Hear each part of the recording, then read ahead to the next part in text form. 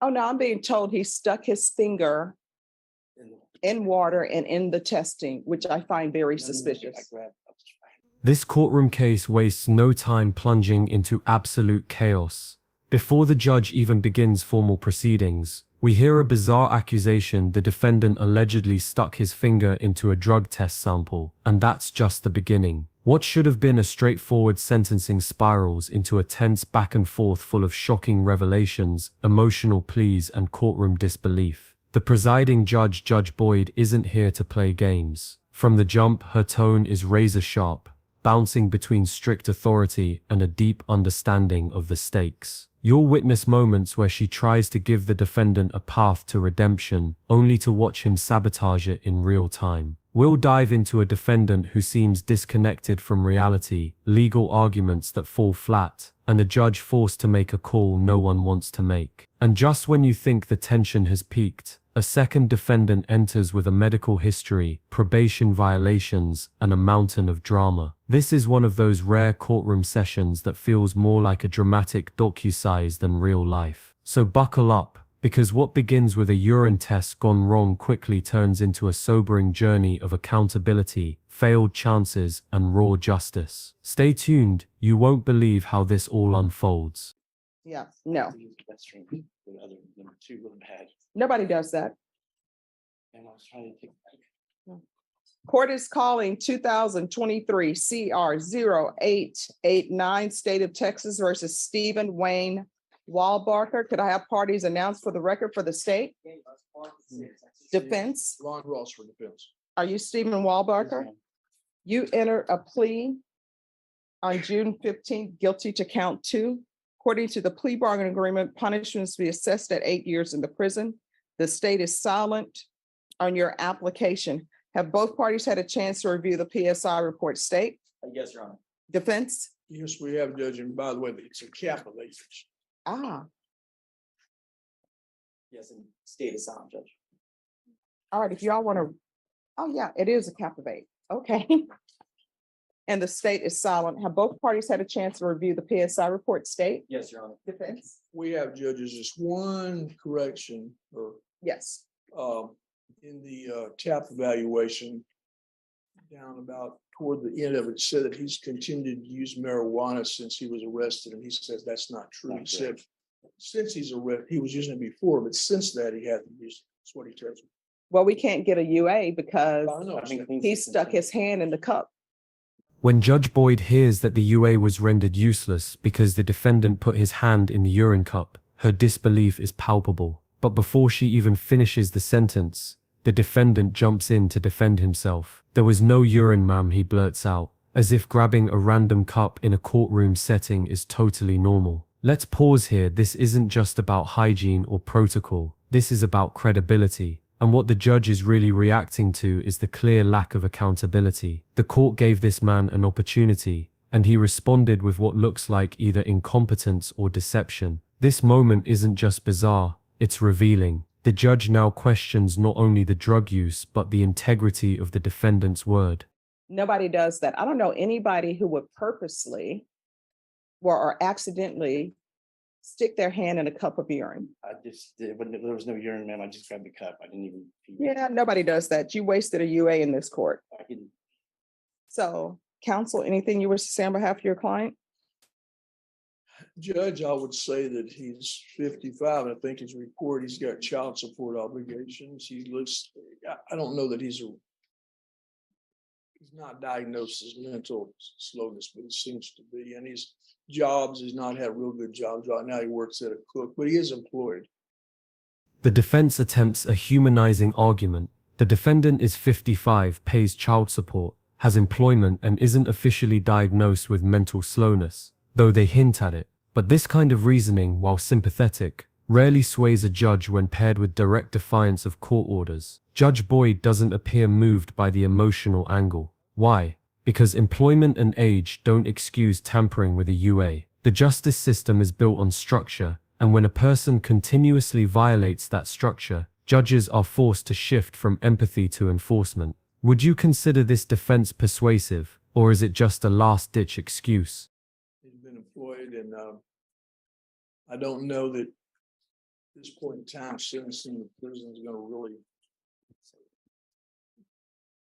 will really make much difference or correct his behaviors. I would ask you to make him do outpatient treatment. Let's see if give him a chance. I mean, I agree with you. I think it's kind of ridiculous what he says, but give him Oh, outpatient. I would tell you, counsel, outpatient treatment is going to be out of the question. He's going into custody today.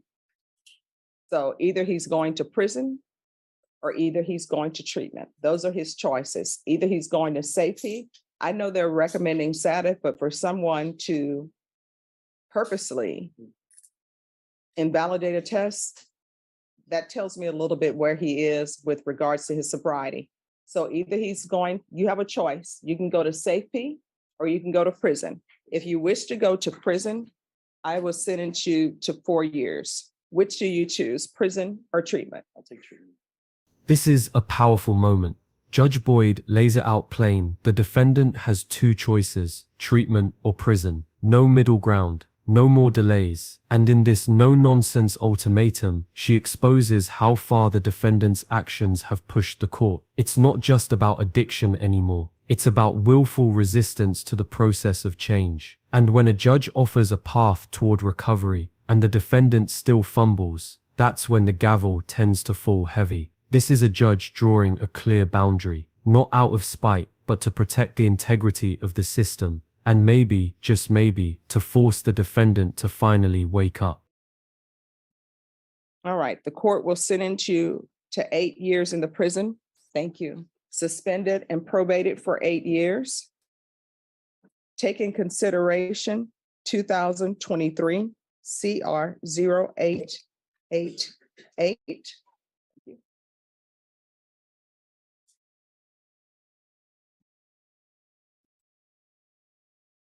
Going to sentence you to Safe P,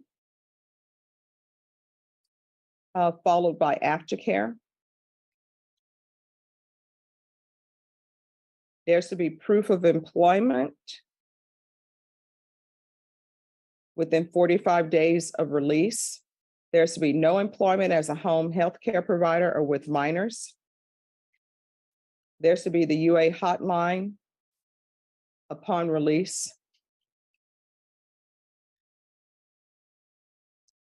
There's to be no unsupervised contact with minors. That's a huge red flag. No unsupervised contact with minors. While no explicit reason is stated, when such a condition appears in sentencing, it often signals past concerns that go beyond what's on the surface. This isn't just about drug use anymore. The court is crafting a safety-first sentence. Combined with employment restrictions and field visit conditions, this is clearly a probation built on tight oversight. In other words, Judge Boyd is giving this man a second chance, but not a free one. Regular reporting by Zoom or in person. Field visits 1 time per month for 4 months. And if everything is going well with the field visits, probation, I'm going to want random field visits after that, and you'll be able to pick how often you wish to do that. There's to be 200 hours of community service restitution. Probation, is there anything else he needs? Is there anything else you need from the court to be successful? Judge, anything else? Anything else you need from the court to be successful?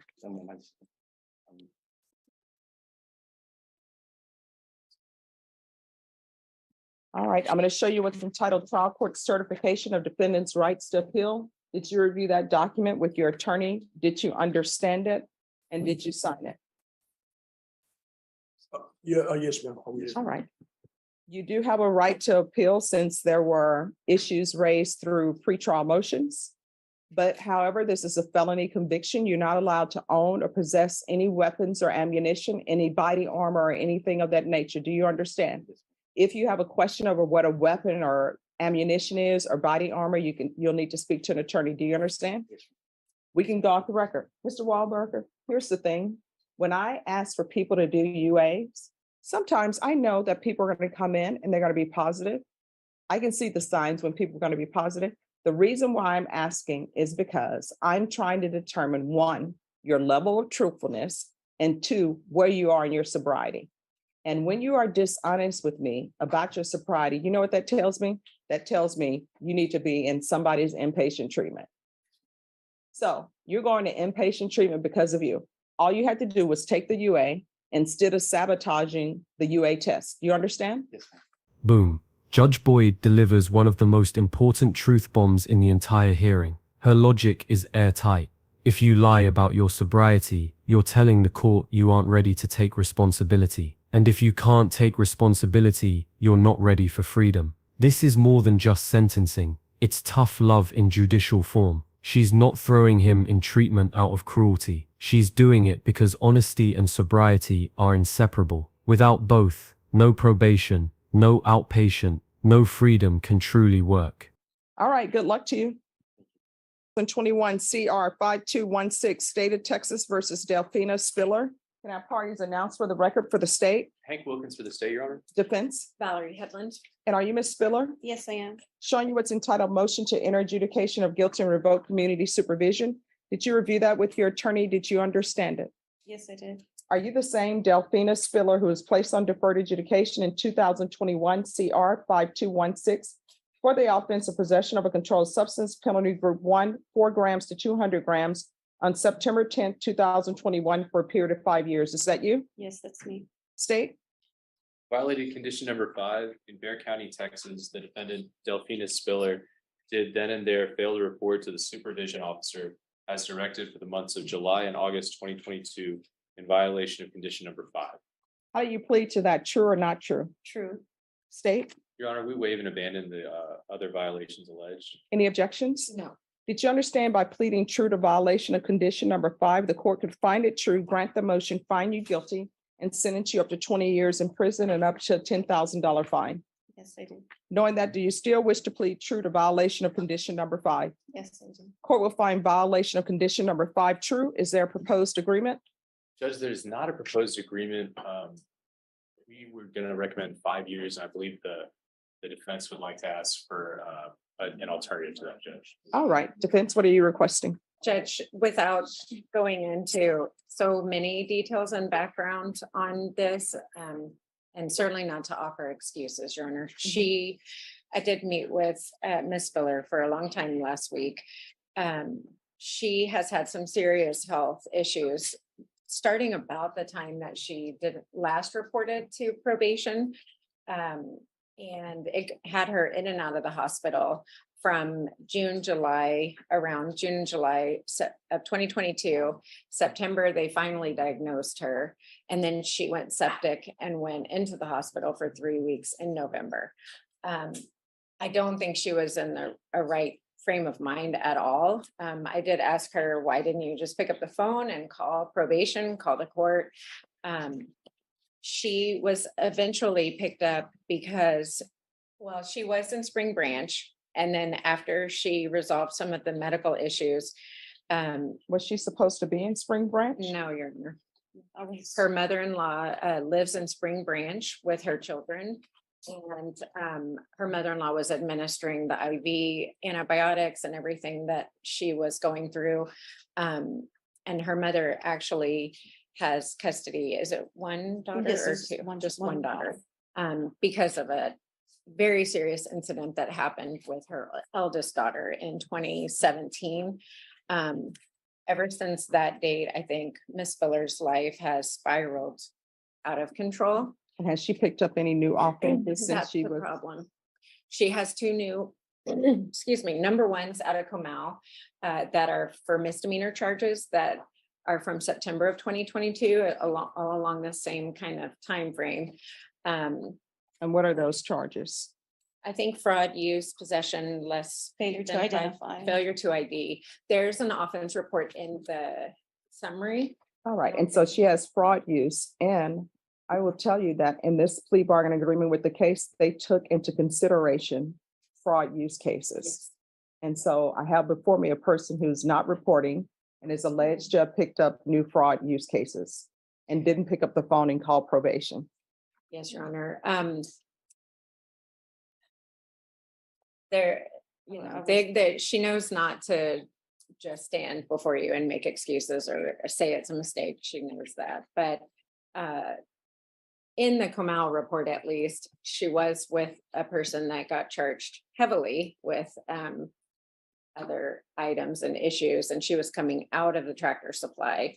Now this part adds serious complexity. Miss Spiller, the second defendant, is tied to someone with criminal charges, and her attorney admits she was caught in the wrong place at the wrong time. But proximity to crime matters. In the eyes of the court, who you surround yourself with says a lot. Judges know that relapses, whether in addiction, behavior, or judgment, often begin with familiar environments and familiar people. So even if her intent wasn't criminal, her choices still carry weight. So there's a paragraph in there that addresses her. The majority of the report is for the person that she was with. All right, the person she was with, does he have criminal charges? I would imagine so, based on that. And she's not supposed to be around people who have criminal charges. Yeah. I would ask Judge, this is her first MTR. And the charge is a second-degree felony, her underlying, from 4 to 200. It was 5-point-something grams of meth at the time.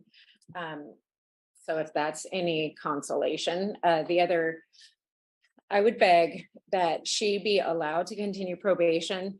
At worst, sentence her for the convictions, and I think she's on the bird. And then place her back onto probation so that she can seek additional help and support. She is with her sister now, back in San Antonio. I think her sister is a good influence and is helping her. She also suffers from diabetes, Your Honor. She's having vision loss, so she can't read the paperwork that I give her. This is a heartbreaking twist. Vision loss, diabetes, hospitalization. Miss Spiller's story is riddled with hardship. But here's the courtroom dilemma. Sympathy doesn't erase violations. And as Judge Boyd hears this, you can almost feel the tug of war between empathy and justice.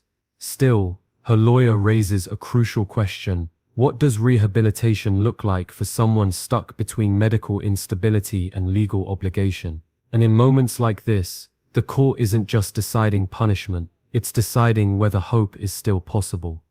She had a doctor's appointment scheduled for July 27th that she missed because she was taken into custody on this case. That's why I asked the court to bring her a little bit quicker.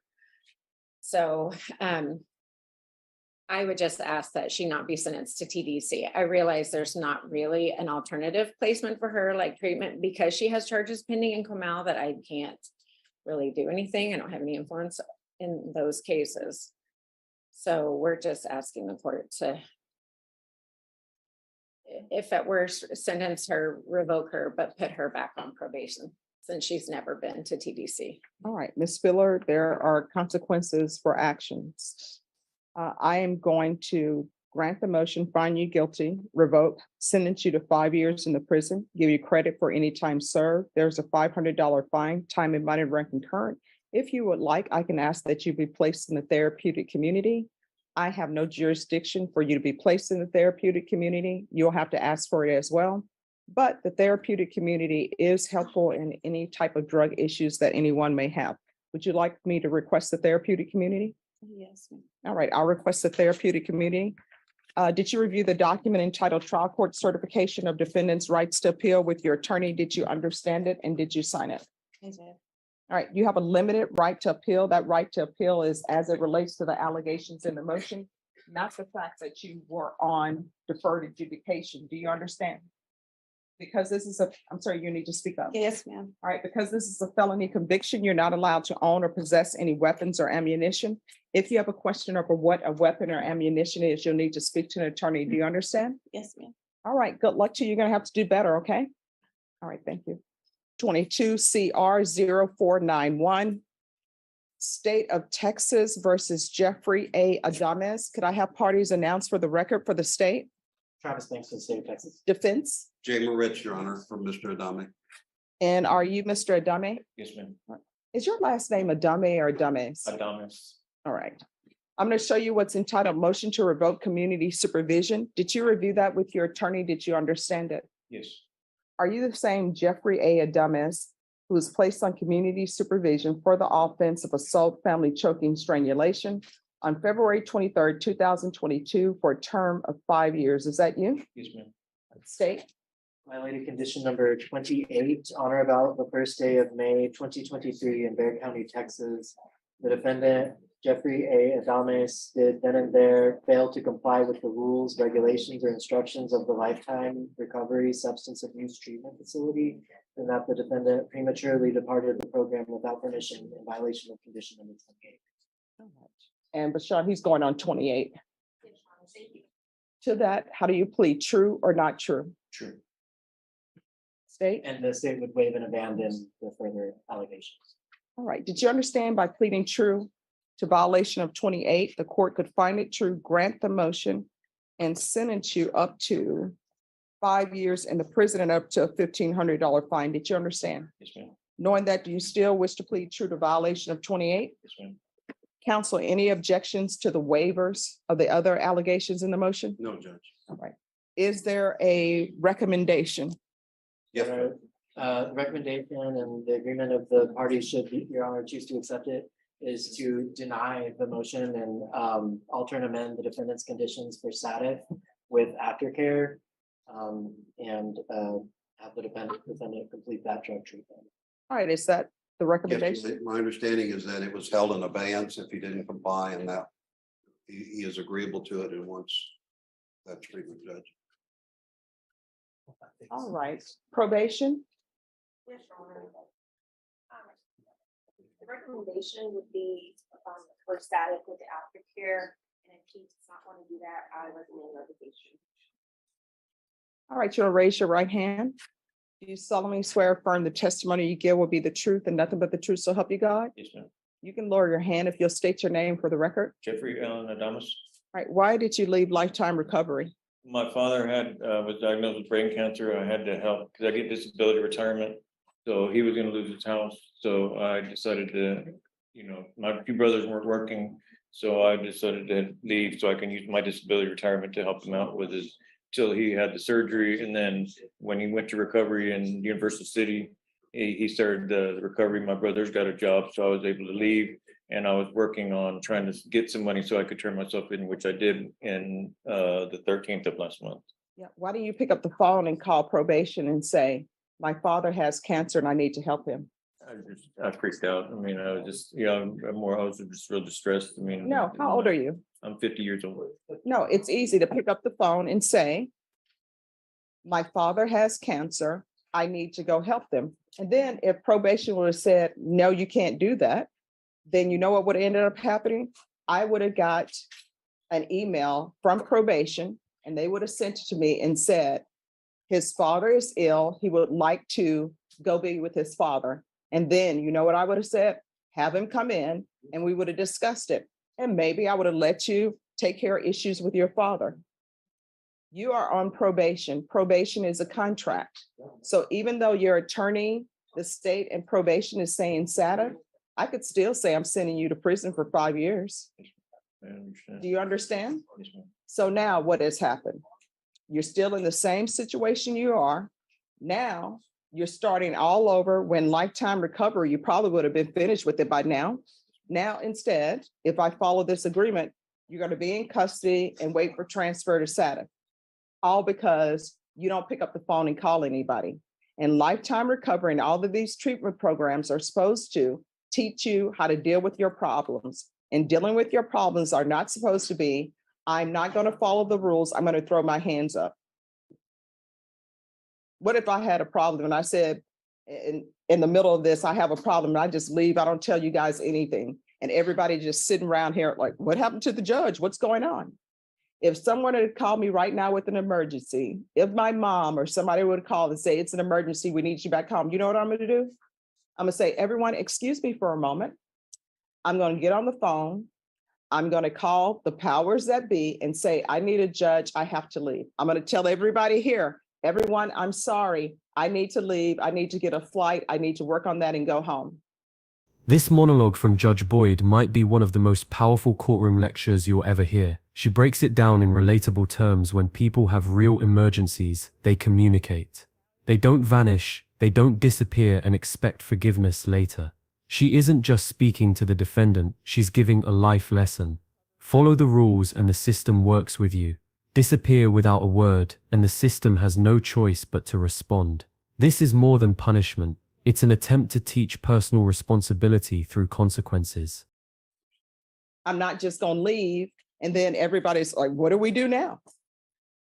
And in your case, when you just drop off the face of the earth, you know what the what do we do now is?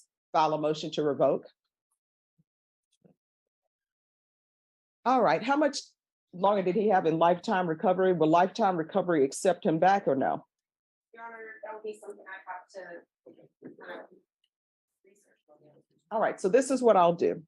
If you want, I will sentence you to prison for 2 years, or I will send you to SATA. And if lifetime recovery will accept you back, then it'll be lifetime recovery if they accept him back. If they won't, he'll go to SATA. At this point, I really don't think lifetime recovery would be the best option. I Okay. think we would need something a little more structured. All right, so it will be SATA. So you can go to prison for 2 years, or either you can go to SATA. Which would you prefer? Satisfying. All right, I'll deny the motion. Alter and amend conditions. To include SATA. Followed by aftercare.